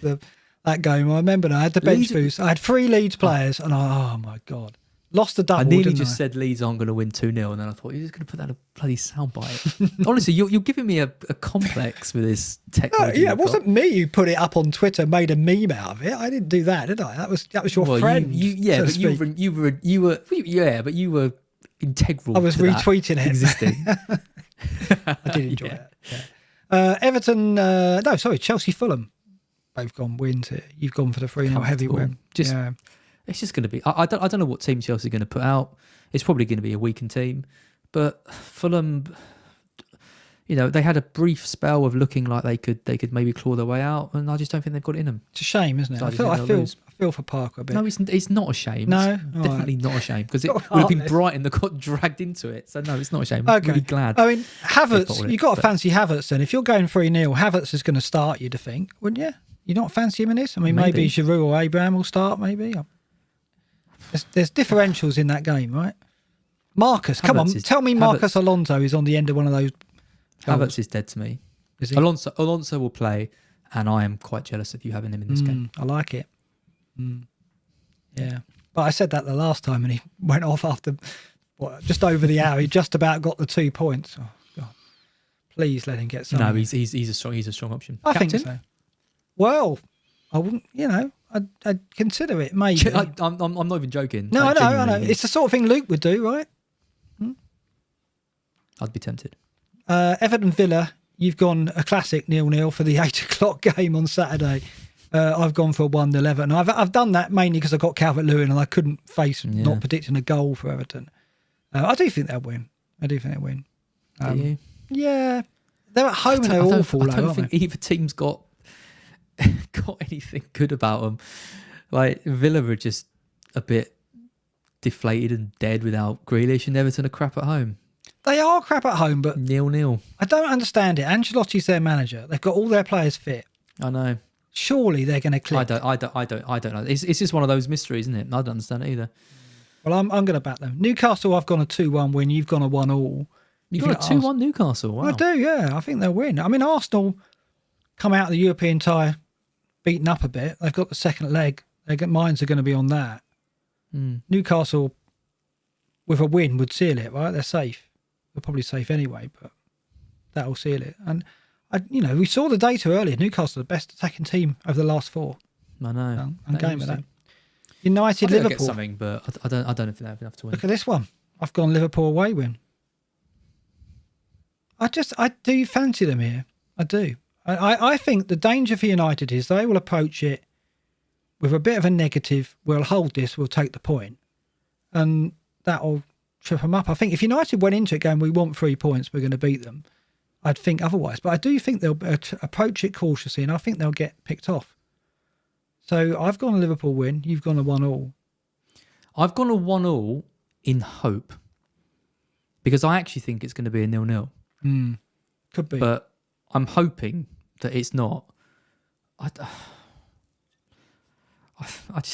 think United would be happy with a draw, and I think Liverpool. I don't know if they have enough. I mean, Liverpool have got to get the win. I'm just sick of backing Liverpool. Every week I back Liverpool, and every week they disappoint me. And I'm just looking at an away trip at United, and I'm just thinking, I can't be asked. But it would be typical, wouldn't it, for Liverpool to surprise me? I've got 3 Liverpool players. Go on. But it would be typical for them to not beat Newcastle at home and yet turn up at Old Trafford and get a result. I think that could happen easily. But Salah is always shut down by Luke Shaw. That's my worry. He never gets anything out of Luke Shaw. So, and I think Jota will play. So I just hate Thiago.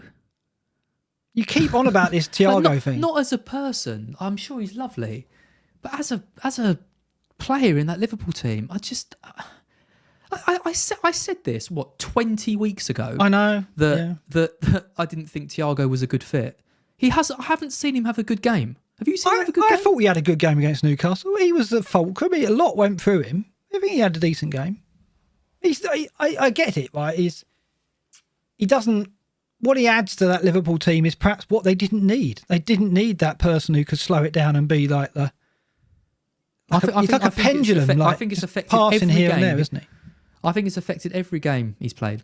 I just don't think they're as good a team when he plays. No, I get it because they're not as direct. They're not hitting the channels quickly with Mane and Salah with him in the team. It's clear, and I think that has hampered them. They don't get it forward quickly enough. When they do, they look more effective.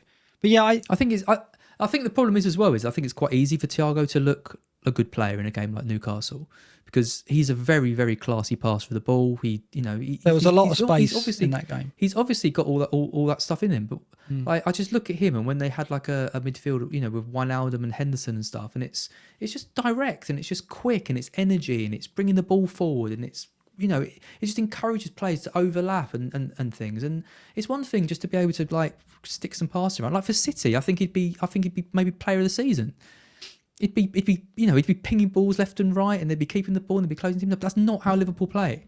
I'm not doubting Thiago's quality as a player. I get it.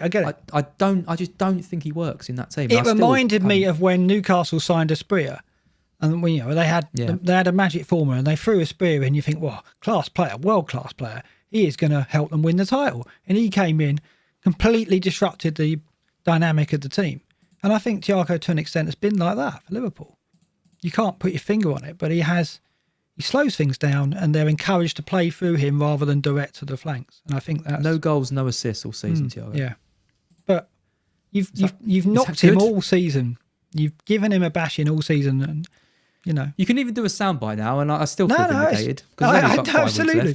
Absolutely, it's fine. Spurs, Sheffield United, I've gone big. You've gone 2-0, Lawrenson. I've gone big. I've gone 4-0. Let's go for it. I'm going for it. I think, anything could happen in this game. It depends on Sheffield United's approach.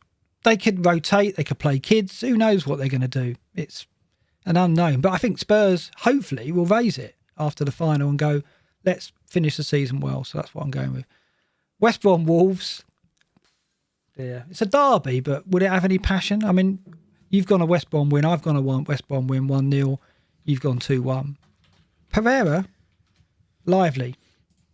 You always go for a West Brom win. I don't know what's... I know I do. I went West Brom win at Leicester, didn't I? That was a shocker, wasn't it? Yeah. Yeah.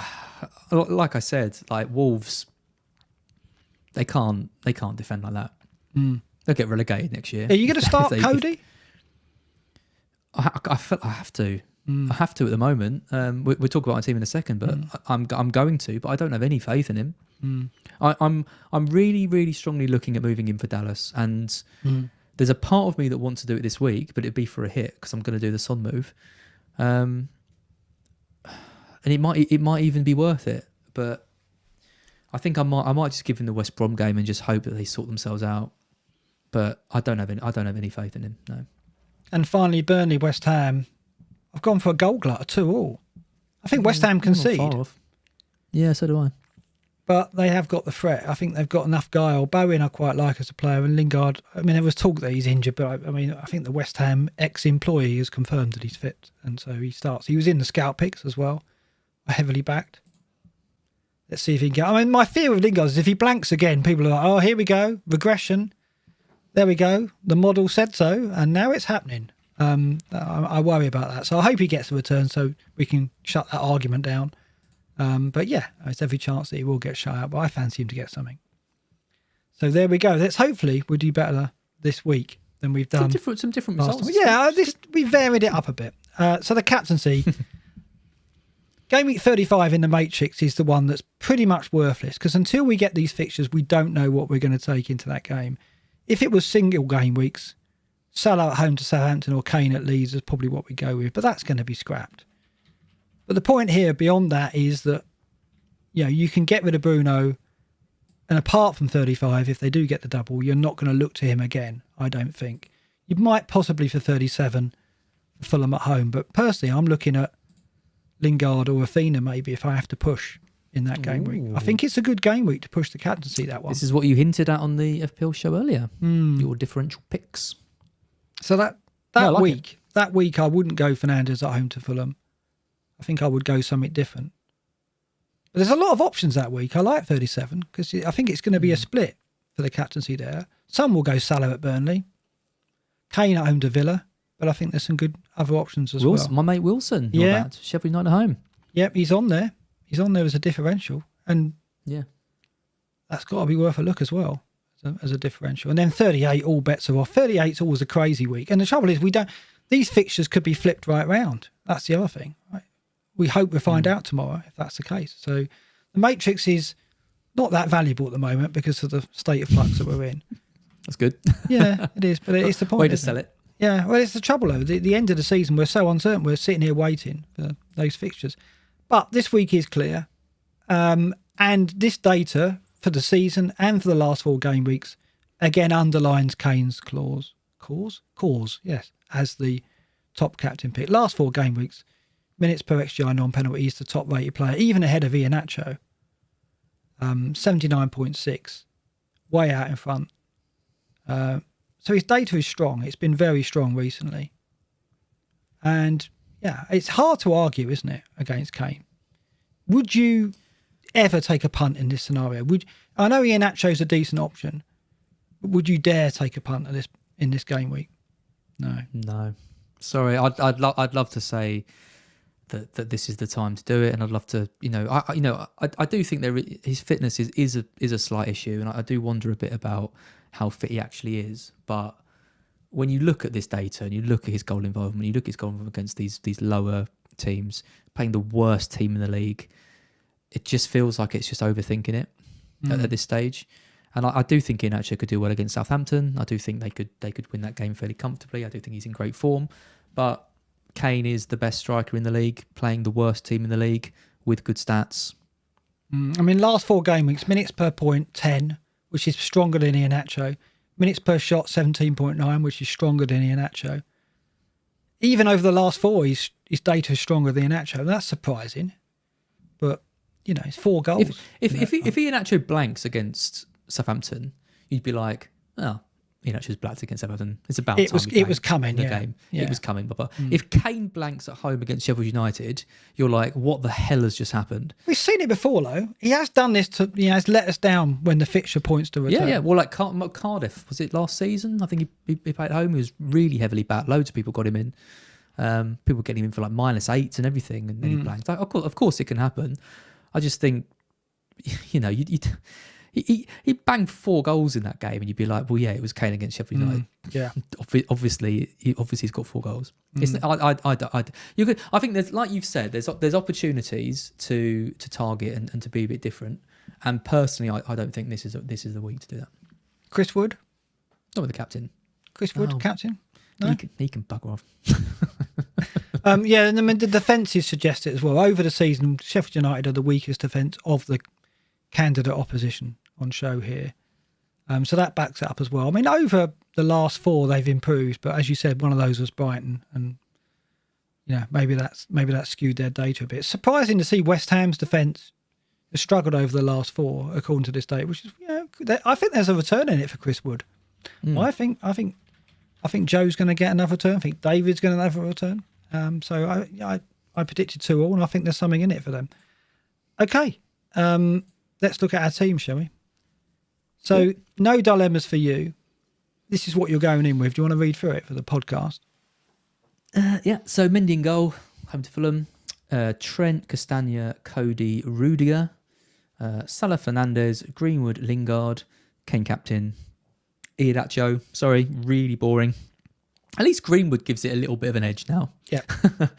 And then on my bench, I've got 4. So I'm benching Jota at the moment, and Holding and Davis. I'm going to do Fernandes to Son. That's going to happen. I do want to target this Sheffield United game. I think I'll give Cody the West Brom game, but then look to move him for Dallas. If I do Fernandes to Son, I've already got 2 million, I think, in the bank. So if I do that, I'm going to have about 5 million. So I can afford to upgrade a few. But then I'm looking at my team and thinking, well, who do I upgrade? Like, I'm happy with Iheanacho over Vardy. I've got Salah and Kane in place. I kind of don't really know what I'm going to do with the money, but I guess at least it's there. So yeah, that's it. Any thoughts? Well, I think Jota's going to come on for Rudiger if he doesn't get the start. Rudiger's not going to come on off the bench, is he? If he doesn't get the start. So Jota first sub kind of. We'll take that. I mean, I don't know if Jota will start. I think he will. I mean, Firmino's record against United is pretty miserable. I did have this. Firmino hasn't scored a single goal versus United in the last 9 outings. So I think it could be Jota in for Firmino in that game. I mean, he did have a poor game. He missed chances, but then Firmino was pretty awful. And I do think Jota is the catalyst for them. I think he is getting opportunities, and we've seen him take them in previous matches, and I think he'll start. So I think it's not too bad having Jota coming on for you. By the way, do you plan hits for 35? Would you take hits to get double game week players in? If they don't blank in 36 days, I guess you wouldn't do it. Yeah, I'd consider it. I love a double game week as much as anyone. I think the blanks worry me a little bit. When you've got like Keenan Davis and Rob Holding as your kind of main bench options, then I think it restricts you a little bit more, because if there is that blank, I don't really want to have to call on them if I have to. But yeah, I'm looking at the likes of Zaha or Calvert-Lewin. I'm not overly enamoured by anyone massively, so I don't think it's going to be like a -8 or a -12. But there might be a couple of little punts I want to take. Yeah, I guess wouldn't be too bad. Guess we've got to wait and see what we get. So my team, I'm going in with Mendy, Alonso, Dallas, Rudiger, Trent, Salah, Lingard, Fernandes, Iheanacho, Calvert-Lewin, Kane captain, and Fernandes to Son would probably be the transfer at the moment. So if I think Alonso starts, Rudiger, if he doesn't start, I get Jota off the bench as well. I could do the whole let's start Rafinha just in case, but I think it's a certainty that he doesn't play. So that's what I'll go with. I look at it and think Alonso and Calvert-Lewin are my differentials. Right, so I've got a couple of players like you with Greenwood. I think, well, they're the ones I'm really cheering for. If they come in, it's going to be a green arrow, and it makes me feel better. It's not too template, moderately template. So it means I can go Kane captain and not with no guilty conscience. Doubling up on Spurs though. Yeah, I'm optimistic about this game week, but yeah, it's the hope that kills you, as James Richardson said to me earlier today. You're looking strong. Yeah, I thought Dallas Alonso is nice. Yeah, Dallas is nice. I like Dallas at Brighton. I think there could be something in it for him there. And Alonso, well, all he does is give you optimism, but I don't know. We'll see. It's his last game for me before he goes to Dino anyway. So there we go. I'm probably 70-30 doing the Fernandes to Son move, I think. Yeah. I think I've got to go for it. I'm probably 90-10. Well, we'll see. I'll try and tweak my team out. Any price rises tonight? Can we leave it till tomorrow? I'm going to leave it. Don't worry about the price rises. Leave it. Yeah. So I'll try and put my team out. Son's going up tonight. Is he? Okay. That won't tempt me to do it. No, I don't need to worry about money at this point. I'll put our teams out hopefully before 3 o'clock. Are you doing this boycott as well? Yes. Yeah. Scout behind it. Yeah, yep. That's happening. They're moving some of the because they do like press conference tweets and stuff. That's all moving before the blackout, and yeah, I won't be on Twitter. It's one of those ones. I do get the kind of arguments against it. I do kind of think, the ESL comes out and says, the ESL comes, there's riots in the streets and all this, and then for racism, it's kind of, let's all be quiet for a couple of days. I think it's good to make a statement, so I'm happy to support it.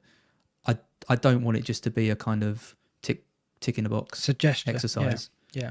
And I think if things just carry on like they are afterwards, then there obviously needs to be a much bigger uproar about it. Hopefully it can just be a sign that people aren't happy and that things need to change. I question whether it will be the case. Yeah. But I'd rather do it and show support to something that I really believe in rather than not do it. Yeah, absolutely. Yeah, 100%. Yeah, and it'll be nice and quiet over the weekend as a result in the FPL community. But yeah, I think there's going to be a lot of support for it, of course. Right, so it's just the smash. Before we do the smash and likes, a mention of our friend Pete Wilkins, friend of the show. He's through to the last 32. He can go for a fit-in for the white suit at this rate. Book the open top bus. He's on his last 32 of the cup.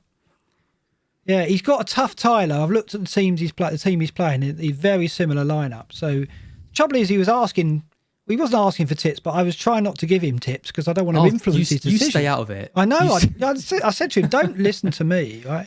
Because I was like, oh, Alonso cheeky pump maybe, and I was like, oh, why did I say that to him? That could be the worst advice ever, couldn't it?